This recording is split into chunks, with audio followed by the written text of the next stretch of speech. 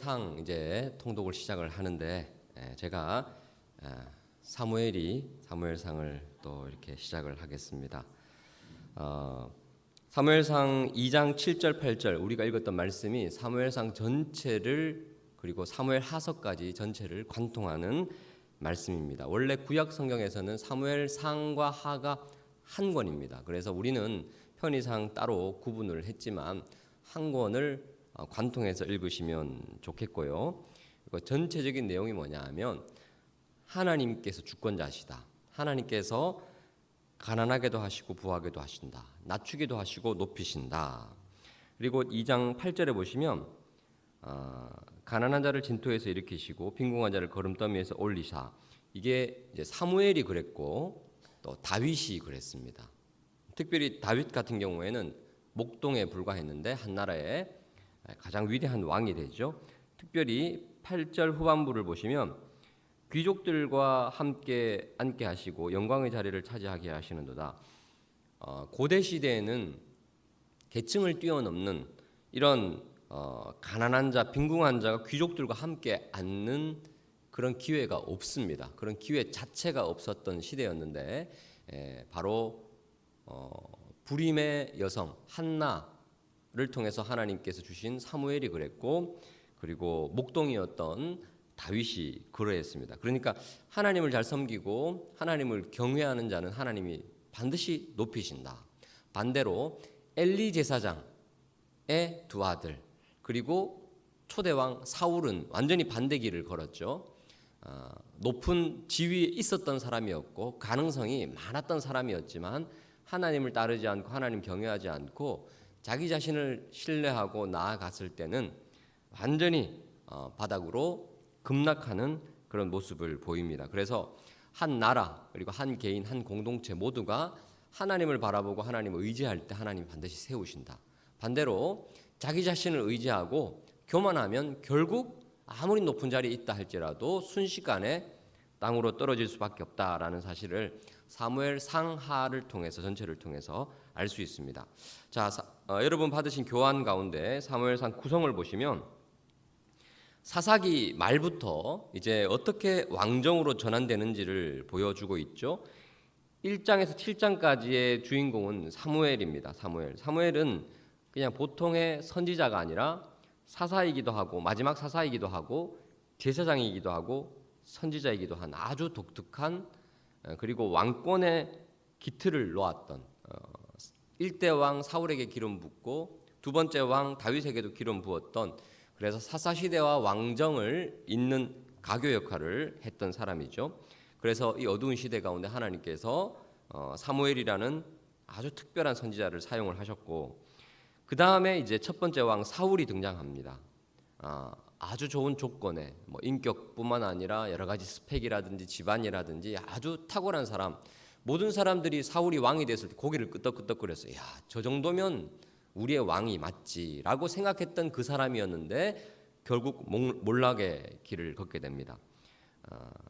그리고 이제 다윗 왕이 16장부터 나오는데 아직까지는 왕이 아닙니다. 참 신기하게 사울은 기름 부음 받고 바로 왕으로 즉위했는데 다윗은 기름 부음 받고 사무엘상 끝날 때까지 왕이 못 되는 거예요. 계속 연단 받고 훈련 받고 도망자 생활을 하는데 여기에 우리 인생의 키가 있다는 거죠. 바로 왕이 되니까 급 강화하고, 다윗은 기름 부음 받았는데 하나님 나를 왕으로 세우신다고 했는데 왜 이 모습 이대로입니까? 하나님 도대체 어디 계십니까? 라는 그 고통의 시간이 한 10여 년 있었습니다. 그런데 그 10년 동안에 주옥 같은 다윗의 시편이 기록되었고 다윗의 신앙이 연그러졌고 다윗 가운데 귀한 공동체가 만들어지게 되고 또 왕으로서 준비하는 기간이 되었죠. 이렇게 준비가 되니까 이제 25장부터 마지막 장까지는 사울이 어떻게 몰락해 가는지를 성경이 기록하고 있습니다. 그래서 사무엘 하에서는 이제 다윗이 왕이 되는 장면에서부터 시작되는데 이 왕이 될 때도 그냥 되지 않습니다. 옳거니 이제 내가 왕이 되면 되겠구나라고 자기 자신이 왕의 자리에 절대 올라가지 않고 사람들이 다윗을 왕으로 계속 추대하는 장면들이 나오는데 굉장히 지혜로운 다윗의 모습을 볼 수 있습니다. 그런데 사무엘상을 이해하지 못하면 사무엘 하를 이해하지 못합니다. 그래서 통독이 굉장히 중요하죠. 자, 오늘은 1장부터 3장까지를 살펴볼 텐데 1장은 이제 크게 세 개로 나눠져 있습니다. 1장은 1절부터 8절까지 한나가 불임으로 고통받는 모습인데 이 모습은 사사시대의 영적 불임 시대를 상징적으로 보여줍니다. 그래서 자 1장 1절을 보시면 1장 1절을 같이 한번 읽어볼까요? 자 1장 1절입니다. 시작. 에브라임 산지 라마 다임 소빔에 에브라임 사람 엘가나라 하는 사람이 있었으니 그는 여로함의 아들이요 엘리후의 손자요 도후의 증손이요 숲의 현손이었더라. 네, 그리고 이 엘가나가 에브라임 산지에 살긴 했지만 레위 족속입니다. 그렇기 때문에 사무엘이 제사장 직분을 감당할 수 있는 거죠. 자, 이 레위 사람인데 2절 보십시오. 그에게 아내가 몇 명이 있습니까? 2명이 있어요. 그러니까 이 사사시대 말 레위, 그러니까 종교적인 직무를 감당하는 거룩하게 구별된 족속의 사람이 아내가 2명인 거예요. 그러니까 사사시대가 얼마나 타락했는지를 우리가 알 수 있죠. 이 엘가나에 대해서 성경이 이 죄인이고 악한 사람이고 그렇게 언급하지 않습니다. 보편적인 시대가 전체적으로 영적으로 기준이 낮아져 있기 때문에 엘가나도 아내가 2명이었다는 사실을 이제 고발하고 있고, 그 다음에 이제 3절에 보시면 엘리의 2아들 홈리와 비느하스가 나오죠. 엘리뿐만 아니라 2아들도 타락하는 장면이 이제 계속 나옵니다. 그래서 이 당시에 사사 시대 가운데 마지막 시대, 영적 불임의 시대, 정말 하나님이 기뻐하시는 온전한 영적인 열매를 드리지 못하는 시대가 바로 한나가 불임으로 고통하는 시대와 굉장히 유사하다는 것을 볼 수 있습니다. 자, 그렇다면 이 모든 개인적인 불행, 그리고 국가의 불행, 가정의 불행, 공동체의 불행을 어떻게 해결하면 되는가? 9절부터 나오죠. 9절부터 보시면 인생의 불행을 극복하는 유일한 방법은 기도입니다. 기도. 15절에 보시면 한나가 여호와 앞에 내 심정을 통했다라고 간절히 기도하는 모습이 보이죠. 이 기도에서부터 어두운 시대가 끝납니다. 하나님께서 한나에게 아들을 주시고, 그리고 그 아들이 바로 누구냐? 사무엘이죠. 사사시대가 끝나고 밝은 왕정 시대가 시작되는, 그래서 저와 여러분의 개인뿐만 아니라 가정과 이 나라와 민족, 아무리 어둡고 힘들다 해서 불평원망할 것이 아니라 우리는 뭐 해야 될까요? 기도. 기도할 때 하나님이 일하시고 새로운 시대가 열린다는 사실을 믿으시기 바랍니다. 19절부터 28절 보시면 하나님께서 아들을 주시죠. 이 사무엘이라는 이름이 하나님이 들으셨다라는 뜻이에요. 샤무, 샴, 이 말이 들으라, 듣다 이런 말이고, 엘은 하나님이죠. 하나님이 한나의 부르짖음의 소리를 들으시고 응답한 아들, 그 말이 사무엘이라는 뜻입니다. 그런데 이 응답은 우리가 좀 종종 받습니다. 더 놀라운 것은 한나가 헌신을 했어요. 24절, 25절, 27절에 보시면 이 아이라는 표현이 나와요. 그래서 사무엘을 다시 하나님께 드리는 장면인데 사무엘을 드렸다라고 표현하지 않고 아이를 드렸다라고 표현합니다. 아직 어려요. 드리기가 얼마나 힘들었을까 하지만 약속한 대로 하나님 앞에 드렸더니 하나님께서 어떻게 채우시는지가 또 뒤에 나옵니다. 2장으로 넘어가시면 이제 한나의 신앙 고백, 찬양하는 모습, 기도의 모습이 나오죠. 그리고 엘리 아들들의 타락의 모습이 보입니다. 지금은 엘리 아들이 사사시대였으니까 이제 대를 이어서 사사가 되면 이스라엘의 가장 높은 사람들입니다. 하지만 곧 낮아질 거예요. 왜? 하나님을 경외하지 않았기 때문에. 하지만 불임의 여인이었던 한나는 하나님이 높여주시죠. 그 아들 사무엘을 높여주시고 나중에 다윗도 높여주시죠. 자, 그래서 사무엘은 또 엘리의 아들들 틈 속에 살고 있습니다. 그런데 새 속에 물들지 않아요. 여러분, 우리 자녀들을 이 험한 세상에서 이렇게 이제 같이 자라게 하잖아요. 근데 새 속에 물들지 않게 하는 비법이 이 성경에 있습니다. 또 한나가 사무엘을 하나님 앞에 올려드렸더니 세 아들과 두 딸을 하나님이 더해 주시네요.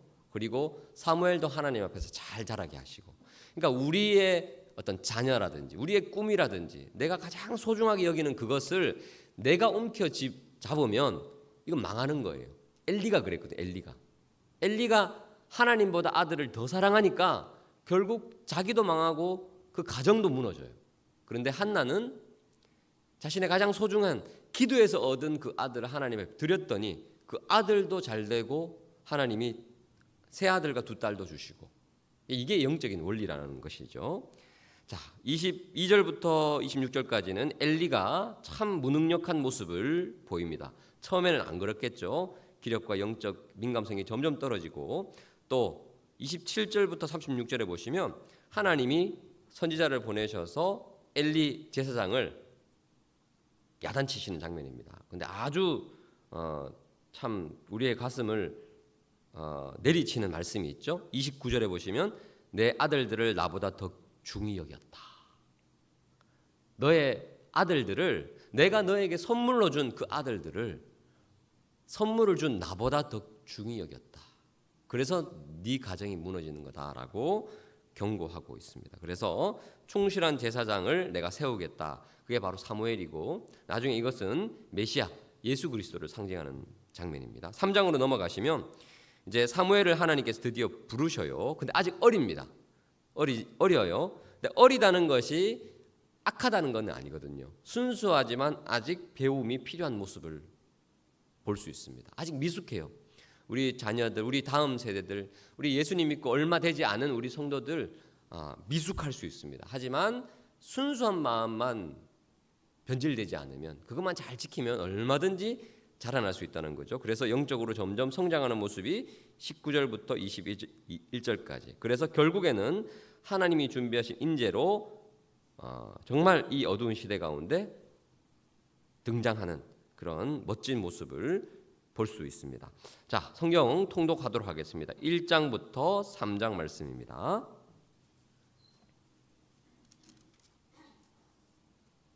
사무엘상 제1장.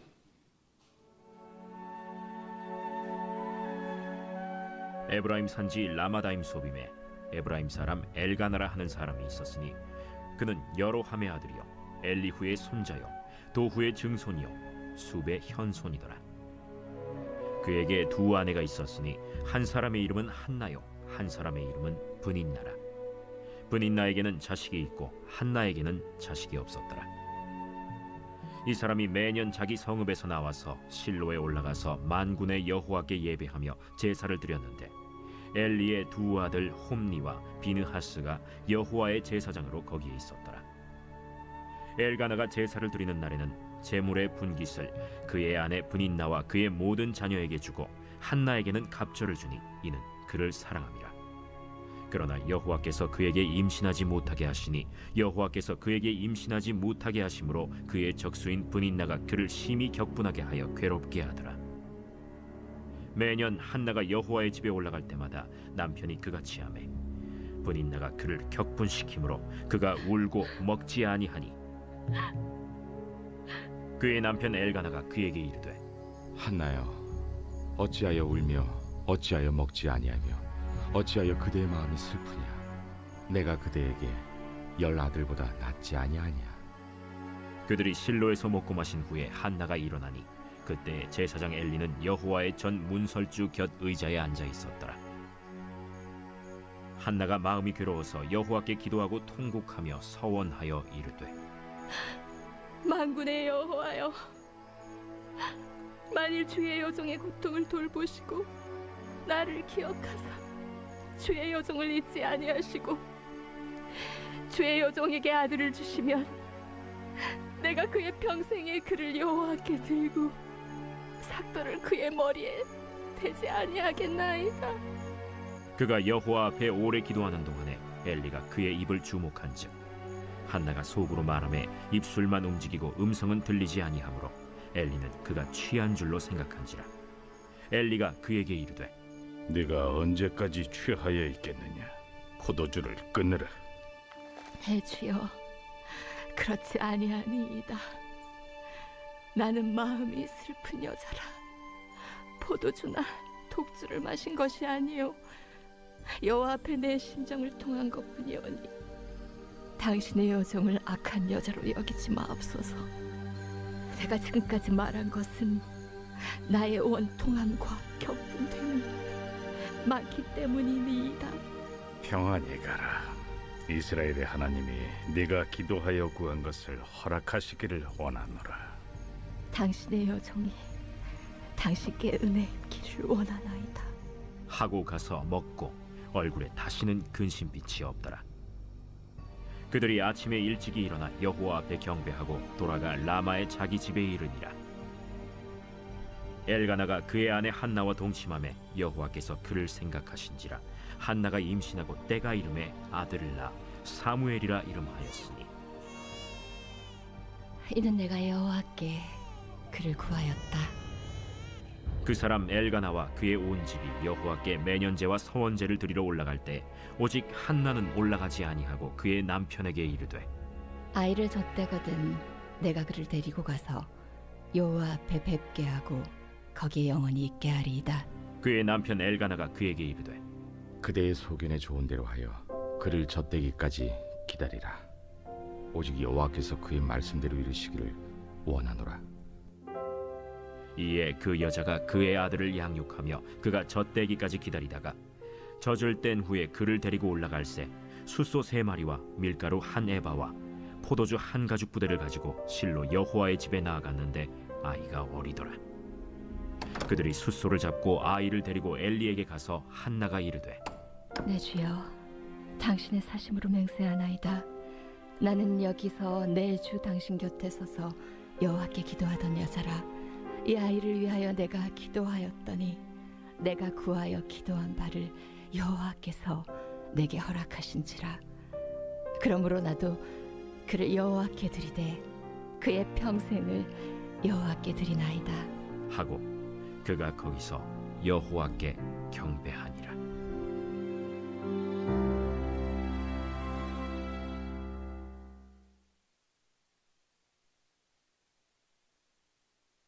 제2장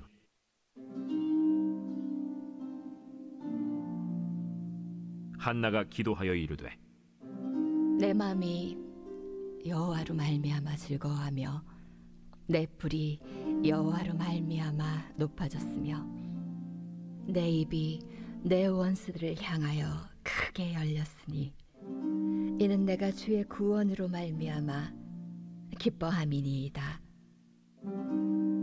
여호와와 같이 거룩하신 이가 없으시니 이는 주밖에 다른 이가 없고 우리 하나님 같은 반석도 없으심이니이다. 심히 교만한 말을 다시 하지 말 것이며 오만한 말을 너희의 입에서 내지 말지어다. 여호와는 지식의 하나님이시라 행동을 달아보시느니라. 용사의 활은 꺾이고 넘어진 자는 힘으로 띠를 띠도다. 풍족하던 자들은 양식을 위하여 품을 팔고 줄이던 자들은 다시 줄이지 아니하도다. 전에 임신하지 못하던 자는 7을 낳았고 많은 자녀를 둔 자는 쇠약하도다. 여호와는 죽이기도 하시고 살리기도 하시며 수월에 내리게도 하시고 거기에서 올리기도 하시는도다. 여호와는 가난하게도 하시고 부하게도 하시며 낮추기도 하시고 높이기도 하시는도다. 가난한 자를 진토에서 일으키시며 빈궁한 자를 거름더미에서 올리사 귀족들과 함께 앉게 하시며 영광의 자리를 차지하게 하시는도다. 땅의 기둥들은 여호와의 것이라. 여호와께서 세계를 그것들 위에 세우셨도다. 그가 그의 거룩한 자들의 발을 지키실 것이요 악인들을 흑암 중에서 잠잠하게 하시리니 힘으로는 이길 사람이 없음이로다. 여호와를 대적하는 자는 산산이 깨어질 것이라. 하늘에서 우레로 그들을 치시리로다. 여호와께서 땅끝까지 심판을 내리시고 자기 왕에게 힘을 주시며 자기의 기름 부음을 받은 자의 뿔을 높이시리로다. 엘가나는 라마의 자기 집으로 돌아가고 그 아이는 제사장 엘리 앞에서 여호와를 섬기니라. 엘리의 아들들은 행실이 나빠 여호와를 알지 못하더라.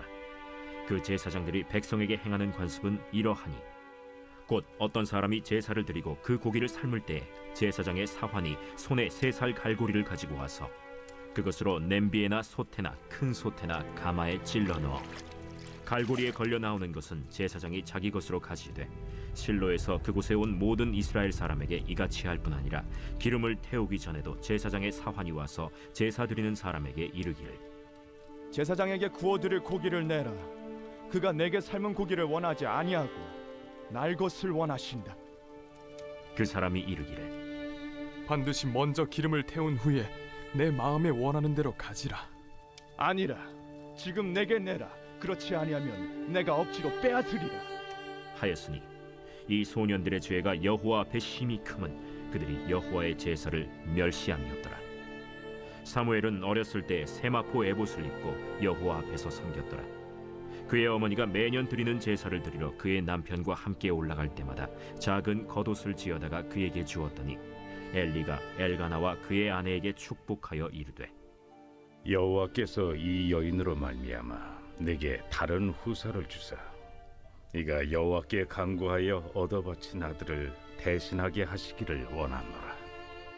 하였더니 그들이 자기 집으로 돌아가매 여호와께서 한나를 돌보시사 그로 하여금 임신하여 세 아들과 2 딸을 낳게 하셨고 아이 사무엘은 여호와 앞에서 자라니라.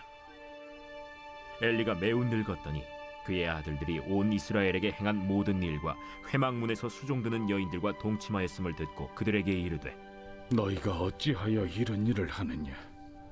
내가 너희의 악행을 이 모든 백성에게서 듣노라. 내 아들들아, 그리하지 말라. 내게 들리는 소문이 좋지 아니하니라. 너희가 여호와의 백성으로 범죄하게 하는도다. 사람이 사람에게 범죄하면 하나님이 심판하시려니와 만일 사람이 여호와께 범죄하면 누가 그를 위하여 간구하겠느냐? 하되 그들이 자기 아버지의 말을 듣지 아니하였으니 이는 여호와께서 그들을 죽이기로 뜻하셨습니다. 아이 사무엘이 점점 자라매 여호와와 사람들에게 은총을 더욱 받더라. 하나님의 사람이 엘리에게 와서 그에게 이르되 여호와의 말씀에 너희 조상의 집이 애굽에서 바로의 집에 속하였을 때에 내가 그들에게 나타나지 아니하였느냐? 이스라엘 모든 지파 중에서 내가 그를 택하여 내 제사장으로 삼아 그가 내 제단에 올라 분향하며 내 앞에서 에봇을 입게 하지 아니하였느냐? 이스라엘 자손이 드리는 모든 화제를 내가 내 조상의 집에 주지 아니하였느냐? 너희는 어찌하여 내가 내 처소에서 명령한 내 제물과 예물을 밟으며 내 아들들을 나보다 더 중히 여겨 내 백성 이스라엘이 드리는 가장 좋은 것으로 너희들을 살지게 하느냐? 그러므로 이스라엘의 하나님 나 여호와가 말하노라. 내가 전에 내 집과 내 조상의 집이 내 앞에 영원히 행하리라 하였으나 이제 나 여호와가 말하노니 결단코 그렇게 하지 아니하리라. 나를 존중히 여기는 자를 내가 존중히 여기고 나를 멸시하는 자를 내가 경멸하리라. 보라, 내가 내 팔과 내 조상의 집 팔을 끊어 내 집에 노인이 하나도 없게 하는 날이 이를지라.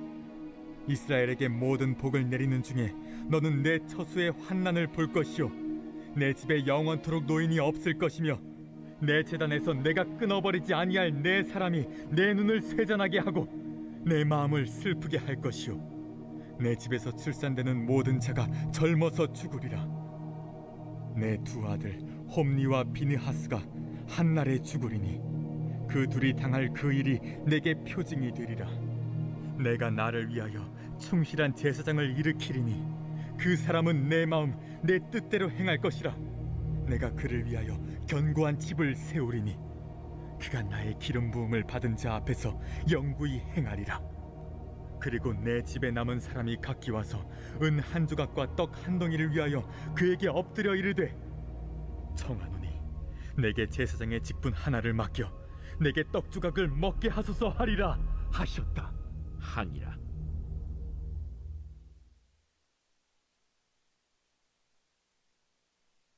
제 3장.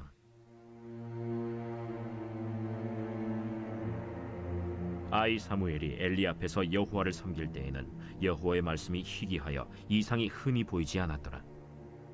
엘리의 눈이 점점 어두워가서 잘 보지 못하는 그때에 그가 자기 처소에 누웠고 하나님의 등불은 아직 꺼지지 아니하였으며 사무엘은 하나님의 궤에 있는 여호와의 전 안에 누웠더니 여호와께서 사무엘을 부르시는지라. 그가 대답하되 내가 여기 있나이다. 하고 엘리에게로 달려가서 이르되 당신이 나를 부르셨기로 내가 여기 있나이다. 나는 부르지 아니하였으니 다시 누우라. 하는지라. 그가 가서 누웠더니 여호와께서 다시 사무엘을 부르시는지라. 사무엘이 일어나 엘리에게로 가서 이르되 당신이 나를 부르셨기로 내가 여기 있나이다. 내 아들아, 내가 부르지 아니하였으니 다시 누우라. 하니라. 사무엘이 아직 여호와를 알지 못하고 여호와의 말씀도 아직 그에게 나타나지 아니한 때라 여호와께서 세 번째 사무엘을 부르시는지라. 그가 일어나 엘리에게로 가서 이르되 당신이 나를 부르셨기로 내가 여기 있나이다. 하니 엘리가 여호와께서 이 아이를 부르신 줄을 깨닫고 엘리가 사무엘에게 이르되 가서 누웠다가 그가 너를 부르시거든 네가 말하기를 여호와여 말씀하옵소서 주의 종이 듣겠나이다 하라. 하니 이에 사무엘이 가서 자기 처소에 누우니라. 여호와께서 임하여 서서 전과 같이 사무엘아, 사무엘아. 말씀하옵소서 주의 종이 듣겠나이다. 하니 여호와께서 사무엘에게 이르시되 보라, 내가 이스라엘 중에 한 일을 행하리니 그것을 듣는 자마다 두 귀가 울리리라. 내가 엘리의 집에 대하여 말한 것을 처음부터 끝까지 그날에 그에게 다 이루리라. 내가 그의 집을 영원토록 심판하겠다고 그에게 말한 것은 그가 아는 죄악 때문이니 이는 그가 자기의 아들들이 저주를 자청하되 금하지 아니하였음이니라. 그러므로 내가 엘리의 집에 대하여 맹세하기를 엘리 집의 죄악은 제물로나 예물로나 영원히 속잠을 받지 못하리라 하였노라. 하셨더라. 사무엘이 아침까지 누웠다가 여호와의 집의 문을 열었으나 그 이상을 엘리에게 알게 하기를 두려워하더니 엘리가 사무엘을 불러 이르되 내 아들 사무엘아, 내가 여기 있나이다. 내게 무엇을 말씀하셨느냐? 청하노니 내게 숨기지 말라. 내게 말씀하신 모든 것을 하나라도 숨기면 하나님이 내게 벌을 내리시고 또 내리시기를 원하노라. 사무엘이 그것을 그에게 자세히 말하고 조금도 숨기지 아니하니 이는 여호와이시니 선하신 대로 하실 것이니라. 하니라. 사무엘이 자라매 여호와께서 그와 함께 계셔서 그의 말이 하나도 땅에 떨어지지 않게 하시니 단에서부터 브엘세바까지의 온 이스라엘이 사무엘은 여호와의 선지자로 세우심을 입은 줄을 알았더라. 여호와께서 실로에서 다시 나타나시되 여호와께서 실로에서 여호와의 말씀으로 사무엘에게 자기를 나타내시니라. 네, 그 말씀 아까 읽을 때 궁금했던 게 있는데 그 한나가 사무엘을 하나님께 드리고 나서 이제 드리기 전에 그 간절히 원하면서 뭐 삭도를 머리에 대지 않겠나이다 뭐 이런 말이 있었는데 그게 어떤 의미인지 잘 모르겠어요. 네, 그 레위기를 보시면 나실인 서원이라고 있습니다. 나실인. 그러니까 하나님 앞에 드린다라고 했을 때 나실인. 그래서 하나님 앞에 구별하여 누군가를 드릴 때 평생을 드리는 경우가 있고 또 어느 기간을 통해서 어느 기간 동안은 내가 하나님 앞에 내 삶을 드리겠습니다. 뭐 이런 경우가 있거든요. 이제 예를 들면 사사기에 이제 삼손이 그랬습니다. 그래서 삭도를 머리에, 그러니까 머리 자르는 칼을 머리에 대지 않겠습니다. 그래서 삼손이 머리가 길었잖아요. 근데 그 나실인 서원, 부모님이 나실인 서원으로 삼손을 드렸는데 삼손은 그것을 굉장히 우습게 여겼어요. 그래서 결국 드릴라에게 이제 비밀을 가르쳐주고 머리카락이 잘려졌을 때 힘을 잃게 됐죠. 그러니까 머리카락에 힘이 있는 것이 아니라 머리카락에 힘이 있는 사람은 이덕화시고 우리는 머리카락에 힘 자체가 있는 것이 아니라 나시린을 서원을 상징으로 주님께 드린 거예요. 내가 머리를 자르지 않고 포도주를 마시지 않고 이런 나시린 서원들이 위기에 있는데 그걸 지킴으로 내 삶을 혹은 내 자녀를 드리겠습니다. 어느 기간 동안. 근데 그것을 삼손이 굉장히 우습게 여긴 거죠. 그래서 이제 머리가 잘리면서 힘을 잃게 되는 그런 아주 비극적인 모습이 보입니다. 그런데 이제 한나는 그 기도를 전복시킨 거죠. 삼손이 마지막 사사였잖아요. 근데 이제 사무엘이 사사기에 나오는 마지막 사사가 아니라 역사적으로는 삼손을 뒤를 이은 아주 건강한 사사로 이제 드려졌는데 그런 주님 앞에 구별된 자녀로 온전히 올려드리겠습니다. 그런 의미입니다. 나중에 신약에 보시면 세례 요한도 그런 나시린 서원으로 또 주님 앞에 드려지는 그런 장면이 보이죠. 좋은 질문입니다. 네. 삭도를 머리에 대지 않겠다라는 것은 나시린 하나님 앞에 서원해서 어떻게 구별해서 드리겠다 그런 의미로 우리가 받아들이면 되겠습니다. 혹시 또 다른 질문? 네, 목사님. 네, 그렇죠. 우리 그 지난번에 송강도사님처럼 네. 자녀가 그걸 수용하지 않는 경우, 그럴 경우 자녀가 수용하지 않는데 예, 그럴 네. 수도 있잖아요. 네, 그럴 수 그럴 있죠. 때는 어떻게 싸워야 되나요? 그건 뭐 이제 싸우면 안 될 것 같고 설득을 해야 되겠죠. 설득을. 그렇죠. 네, 바꿀 수는 없는 거죠. 네, 네, 네. 시편에 보면은 서원은 해가 되더라도 지켜라 그런 말씀이 있기 때문에 서원을 했을 경우에는 지키는 것이 맞는데 이제 하나님은 언제나 인격적인 분이시기 때문에 이 한나가 드렸는데 사무엘이 나 엄마랑 떨어지기 싫어하면 못 떨어지는 거예요. 근데 사무엘이 이제 여기에 뭐 적극적으로 동의했다는 말은 없지만 그렇게 순종을 했잖아요. 그러니까 항상 하나님의 사역은 순종을 통해서 이루어지는 거거든요. 그렇기 때문에 이제 부모님 입장에서는 때가 되었을 때 지혜롭게 얘기하는 것이 좀 필요하고 그리고 때가 되었을 때 하나님께서 대부분 제가 들은 간증이나 이야기를 통해서 신학교 가면 그런 이야기가 많거든요. 그런 경우에는 대부분 스스로가 또 동의해서 오더라고요. 근데 동의 안 하는 경우에는 버팅기는 경우가 있는데 그때는 이제 부모님들이 계속 기도를 열심히 하시고 그러면 이제 자녀들이 뭐 예를 들면 뭐 이제 가다가 맨홀 뚜껑에 빠지다든지 뭐 이런 여러 가지 사건을 통해서 하나님이 나에게 뭔가를 말씀하시는구나 그렇게 하는 경우가 있죠. 그러면 이제 하나님이 그런 사인을 통해서 가르쳐 주시는 경우가 굉장히 많습니다. 근데 이제 제가 그런 얘기를 마지막으로 드리자면 그런 얘기를 들었어요. 어떤 교도소 선교하는 목사님이 계셔요. 그런데 이분이 이제 뒤에 앉아 계시는데 그 교도소에 이분은 뒷순서고 앞에 부흥사 강사님이 교도소 선교를 하는데 앞에서 막 은혜로운 말씀을 딱 전하시면서 그 교도소의 이제 제소자들 앞에서 이렇게 했대요. 여러분 은혜 많이 받았죠? 아멘. 자, 여러분 이제 앞으로 주의 종이 될 사람 자리에서 다 일어나십시오. 했는데 다 일어난 거예요. 그래서 그 뒤에 앉아 계시던 그 목사님이 기도했대요. 하나님 저 기도는 취소해 주세요. 그러니까 이게 서원이나 이런 것들도 우리가 흥분된 상태에서 합리적으로 생각하지 않은 상태에서 우리가 하는 경우가 꽤 있습니다. 부모님 입장에서. 그런 기도 같은 경우에는 하나님이 그 기도의 문장 하나하나 자체를 기계적으로 받으신다라고 생각하시면 안 돼요. 여러분 우리가 기도해놓고 부도수표 쓴 적 얼마나 많습니까? 송구영신 예배 때 여러분 올 한 해는 제가 새벽기도 한 번도 안 빠지겠습니다라고 하나님 앞에 서원하신 분들 여기 꽤 많이 계실걸요? 근데 그 서원 안 지키는 경우가 있어요.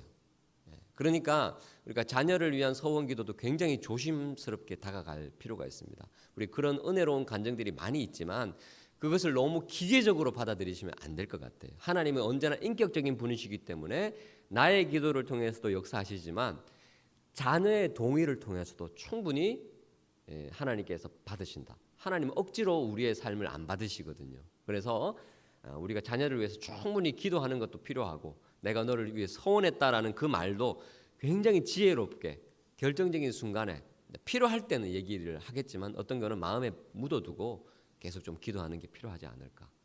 그리고 하나님 앞에 드린다라고 말했을 때 요즘에는 그 드려진다는 게 또 어떤 의미인가? 과연 신학을 하는 것이 선교사로 가는 것만이 드려진 것인가는 또 다른 문제거든요.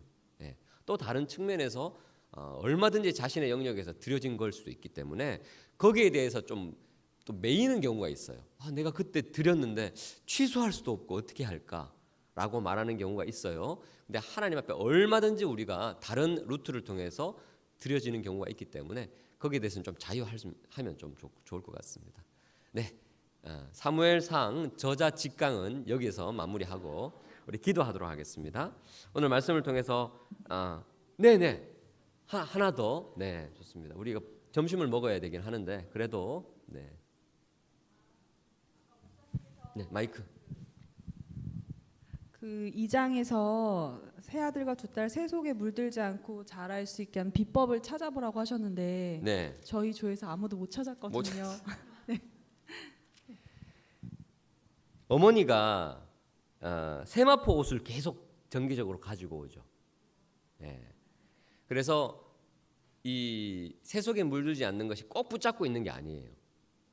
하나님 앞에 드렸던 그 약속, 서원을 그대로 지키고 이거 한나 입장에서는 사실 뭐 10년 이상 어떤 성경학자는 아마 10년 동안 불임이었을 것이라 보거든요. 10년 이상 기도해서 응답을 받았으면 하나님 앞에 드리는 게 쉽지 않잖아요. 결단을 했어요. 하나님 앞에 올려드린 거죠. 그리고 올려드렸지만 거기서 끝난 것이 아니라 이제 자신의 시간 타임 테이블을 정했습니다. 저 뗄 때까지.